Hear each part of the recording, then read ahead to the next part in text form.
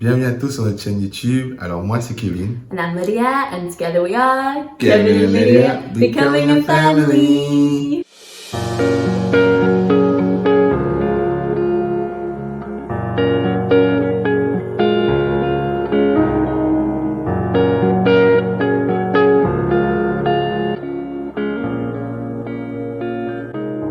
Hello everybody, welcome back to our channel. Today we're going to be chatting about dating outside of your race. And more specifically, I'm going to be sharing my experiences today dating Kevin. Un Camerounais. A Cameroonian. Yeah. And what it's been like for me. Yeah. Partage avec tes soeurs. Comme ça vous allez plus venir nous chercher au Cameroun, hein, parce que nous sommes beaucoup. On cherche, on attend les blanches. Je rigole. Mais avant de rentrer dans la vidéo, nous vous invitons toujours à liker nos vidéos. Partagez-le autour de vous, hein, et n'hésitez pas à vous abonner si vous ne l'avez pas déjà fait et rejoignez la communauté. Hein. Voilà, Lydia, la parole est à toi. Dis-nous tout, on veut tout savoir aujourd'hui. Okay. I'm going to say, first of all, definitely there was a language barrier, but I could speak French. My French level was limited, but why I found it overwhelming at the start was because I think one of the first family reunions, when I was just with all of Kevin's family, I was like, What language do they speak? They speak in tongues? I was very overwhelmed because of the accent. Ouais, parce que déjà, il faut dire qu'on parle français au Cameroun, bien évidemment. Mais on a notre slang à nous, on a notre accent à nous. Yeah. Que même parfois, les Français, genre les Blancs de France, si on parle avec l'accent du Cameroun, là, il ne va pas comprendre. Hein? Imaginez Lydia qui rentre dans la famille. Especially Kevin's oldest brother, if you're watching. That was, yeah, he speaks in a lot of slang, I think. So I just was very, what? And I remember at that point, I was like, am I ever going to be able to understand them? Because I feel like my level of French was at the level where I could understand, I could hold a conversation. Yeah. Whereas now I was like, I feel very dumb because I would have to say pardon multiple times. However, now if I speak French, I sound like a Cameroonian. Yep. Because the only people I've learned, well, who I've progressed the most with my French with. Tu as vécu avec nous. Like literally. Even French people be like Lydia, you have a Cameroonian little slang. Ouais, quand Lydia parle français, maintenant c'est grave drôle, genre on dirait une camère. Parce que vu que le français c'est pas sa langue première, vu qu'elle parle qu'avec nous, ben genre quand elle parle français, parce que là on met l'accent pour vous, tu vois. Mais quand elle parle français, c'est une blédard, c'est trop drôle. Yeah. So I wanted to start easy, but I think another thing that was, I think it's more to do with values, and this is also is cultural. I think it's something we're in a very this modernism, and I feel like the white world, I think the role between husband and wife, man and woman, is 50-50. Yeah. And I feel like I obviously have a lot of content input from social media, or I don't know, YouTube as well. There's this white family where everything is 50-50 with the cooking, the cleaning, the child raising. And obviously I really did grow up in a pretty much 99.9% white world. So my input had only been, I don't know, English, white. I didn't see diversity growing up. And so therefore I wasn't really racially aware, I wasn't really culturally aware. The only other culture I tried to delve into was the French culture, which is still European, which is still white. So I think walking into also marriage, I started to see a few things were more falling on me, not by choice, but more by roles. It was just very conflicting worlds to me. That I cook, that I clean, that I raise the children's kids. No, don't make me sound bad here. No, I have a point. My point is that these are cultural differences, and cultural differences are not things that it's like... What did you not start with? What was just the comment before going to cultural differences? Why don't you start with, Wait, guys, these are the differences. This is what it's really like. Let me tell you what. African men are the kings. They are the providers. I'm not trying to shame here. I'm trying to say that this is this is what I'm trying to say, that this is culturally what happens in Cameroon. And I think for a long time, I would be taking Kevin as a man of God, being like, look at all of these husbands that do 50-50. And Kevin's like, are they white? Are they westernized? I'm like, kind of like, you know, quieting down like, oh, yeah. Kevin already does so much more than I know. If we lived in Cameroon, Kevin would probably, I don't even know what they would call you. What would they call you? Le blanc. Déjà un truc tout bête, genre on parle ça chez nous avec ma famille et tout. Avec ma mère me disait qu'en grandissant, genre les hommes n'étaient même pas acceptés dans la cuisine. Yeah, not even allowed. Genre on te chassait de la cuisine, tu vois. Et si genre ton père vient, genre si par exemple on est marié, genre mon père vient chez moi entre guillemets, s'il me voit dans la cuisine en mode je suis même pas un homme entre guillemets. Enfin, c'est culturellement très différent. Donc après moi, j'ai pas forcément été élevé à 100% là-dedans parce que ma mère, c'est les valeurs du royaume de Dieu et tout ça. Mais il y a des côtés que je kiffe, tu vois, genre quand t'es prince, genre t'es le prince à la maison. C'est nous, on a grandi à la maison, on faisait pas grand-chose. Hein. Déjà au Cameroun, t'as des personnes qui bossent à la maison pour toi. Quand on est venu en France, la dame elle fait tout pour toi. Machine à laver, cuisine, ménage, t'as pas besoin de faire le ménage, tu vois. Je sais que quand je suis allé chez Lydia, je me souviens, elle me disait, ouais, il faut aider. Aider? Faire quoi? Yeah, my mom said to Kevin, like, Kevin, come peel the potatoes with us. Je me dis, quoi? What? Family activity? Couper les pommes? Non. Moi, mais après, ça veut pas dire qu'on ne sait pas faire. Ma mère nous a enseigné. Yeah, ma mère nous a appris à tout faire. Well, I think that's different though, because I'm sure if men in Cameroon, not every man knows how to cook, clean or raise kids. Mais je sais pas, mais en tout cas moi, on nous a appris à tout faire. C'est-à-dire quand on est parti à l'université, je sais faire à manger, je cuisine les plats camerounais. Je sais faire des choses, tu vois. Mais c'est juste que comment on est élevé, on est vraiment des rois en fait. Et quand tu te maries, tu penses avoir ça avec ta femme entre guillemets. C'est pour ça qu'on dit tu vas marier ta femme, tu vois. Mais en gros. Enfin bref. And so for me, I think why it's been so conflicting is because I'm surrounded by seeing these white men that do that. It's 50-50. So it's like, you know, the wife's in the kitchen maybe cooking, dad's looking over the babies, they like doing the bath, they switch. It's like very much like this unison, this like 50-50 role. Yeah, but I feel like the point that I had a hard time is I put these expectations on Kevin, expecting him to do the same and neglecting the fact that is not who he is. Even though Kevin follows like God's kingdom and God's values more so, I think that's the biggest thing that I've had to come to accept in our marriage, that there are cultural differences that are in our marriage, and then there are cultural, I think, strengths as well.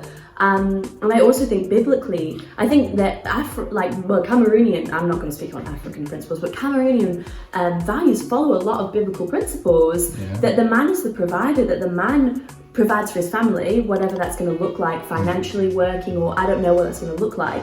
And the wife, the women are the ones that not necessarily stay at home, but they more so look after the house, they do the cleaning, they do the cooking, they raise the children. It sounds so bad. And that's why I'm saying it's so conflicting, because in this white world, that is frowned upon. It's like the woman, you know, oh, if you dare say the woman's office is the kitchen, or you dare think that the woman's role is to raise the babies, or that the man's is to go out to, I don't know, work. It's like, I think we live in a world where you can't say anything more. You can't say that the wives stay at home and the men go out to work. You can't say that, because everybody's going to come and like bite your neck, as Kevin says.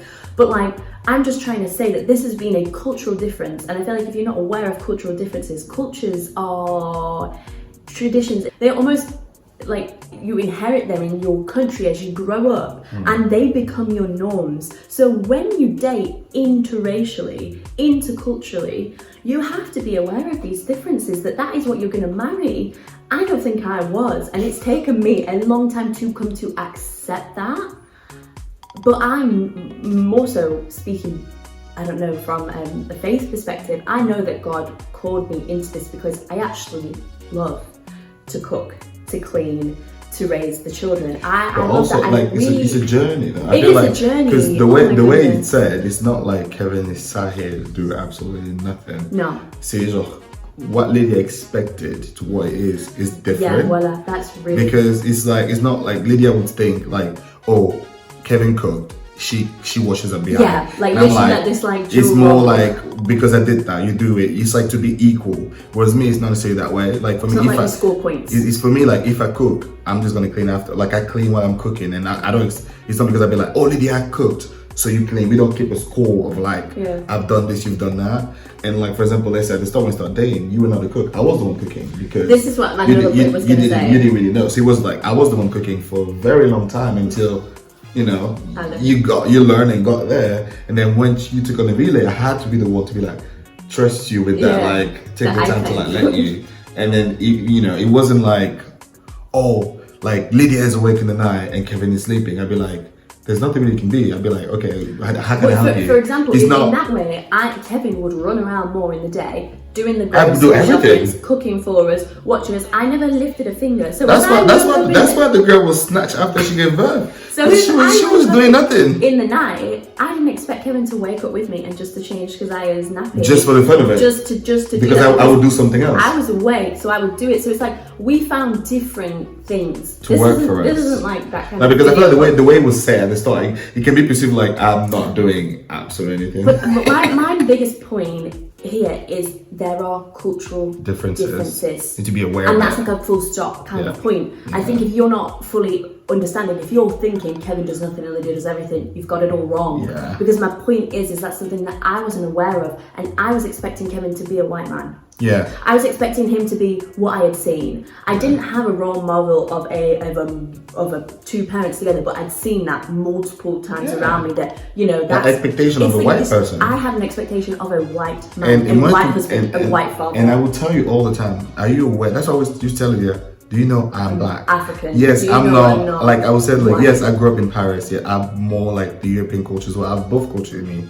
But I was born in Cameroon. I lived there for 12 years. I've seen a lot of things there. It doesn't, I'm not a white person, I'm Cameroonian. I would tell her, you married a Cameroonian man. As I'm aware I married a white girl, you need to be aware that you married a Cameroonian. Because I feel like sometimes because I travel a lot, I'm very cultured. Sometimes people even forget that I'm Cameroonian. And I'm like, sometimes I'll be like, Lydia, this is what you married. And then when we went to Cameroon, she actually saw the difference. She was like, oh yeah, Kevin, you know, like the Cameroon from Cameroon. Really, she was like, very.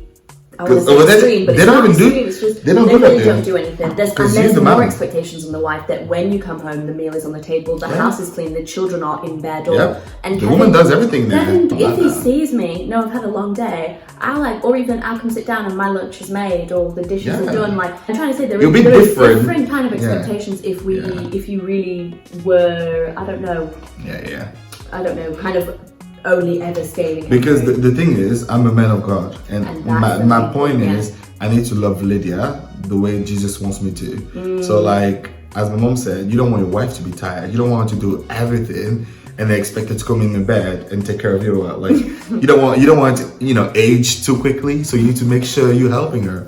Like, and that will look different from a white couple because that's just the point. You need to be aware that the way I am is because I'm a man of God. But if I was not a man of God, it would be even completely different because I have to care for you. Whereas in Cameroon, it's just completely different the way men's are versus women. So, but if you say that to the white couple, they'll be like, oh, that's weird. But it's just culturally. It's like you need to be aware if you marry intercultural, as you say. There are cultural differences that you won't be aware of because that was not your culture. Exactly. Another funny point that I want to say is dating interracially, dating a black African man, is that I needed to know how to cook. I needed to know how to cook some good food. Let me just tell you this, I saw a funny little meme on Facebook the other day that said, oh no, I've lost my flavour, I've lost my taste, I think I've got COVID. And they went, but you remember you live in the UK. Oh my. And then you remember you live in the UK. It's like that just sums up my culinary experience. We all laughed about it, but the first time I probably made Kevin food, I really did do the stereotypical white girl thing. I gave Kevin an omelette with salt and pepper. Oh my god. Kevin was a bit traumatized. For a white man, you might be like, that's amazing.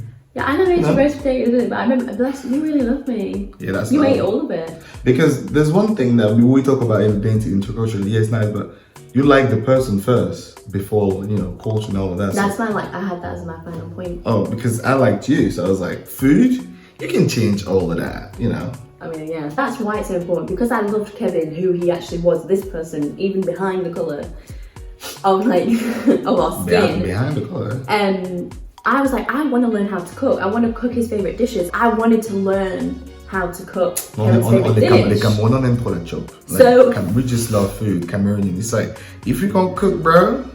Yeah, so I had my day's training with my mum and Christine. I went there, I was like, teach me how to cook.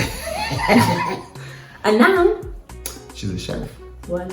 Il faut être patient. Another thing that I think dating, I'm going to say more specifically with like Black African, is I had to learn that I had to accept that my ancestors Oh my days. have done, I want to say the word unforgivable, but extremely disgusting things to Black people. And I think I have to not get offended if Kevin wants to express himself or say that's what, I think I get very offended when Kevin say your people or you. I take it personally, whereas I had to grow and accept that actually back in my line of ancestors as a white person, my ancestors did do unacceptable, unfathomable things. And who am I to even try and defend myself or even say that's what happened, that is history. C'est fait. And I think that's something that was a journey for me. I would always try and I'd get offended. I would get offended. What? But I would get offended. I would try and defend myself. I probably even was defending white people, and I cannot.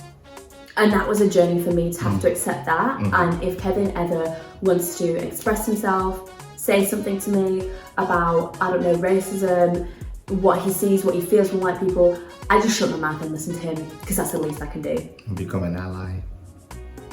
Honestly, I think I would try and I would 'Cause just now- try and 'cause I- discuss it too much with you. Yeah. I would try and say like, you no, couldn't that's understand. not what the, like I think we've talked about it in another video, but like the whole staring thing, I'd be like, no, they're not staring at you, like, who am I? Because Lydia, To say that. if you've been in the white bubble, you're just not aware. And then now having mixed kids, Black kids, you know, you need to understand and know these things. And like, obviously it's not you done that, but I see it down the lines, you know, so. Yeah, but I think it's just accepting that has happened, and I think if you need to express yourself, I can't try and step into your shoes. I'm not Black, I will never understand, and that was a long time to get to that point and just say like, I will never understand. I can empathise, I can sympathise, but I will never understand. Yeah. And therefore, all I can do is try and change something today, or try and be an advocate now today for you and my daughter and my future children. Yep. So that was something that took me a while to come to terms with. And then finally though, I think the biggest thing is that like, I started in our relationship thinking, I don't see colour, I probably mentioned it here or there. And I've definitely now today would say, I think you should see colour. I think you should be able to see the differences between cultures, the differences between race, ethnicity in the world, so then therefore you can be,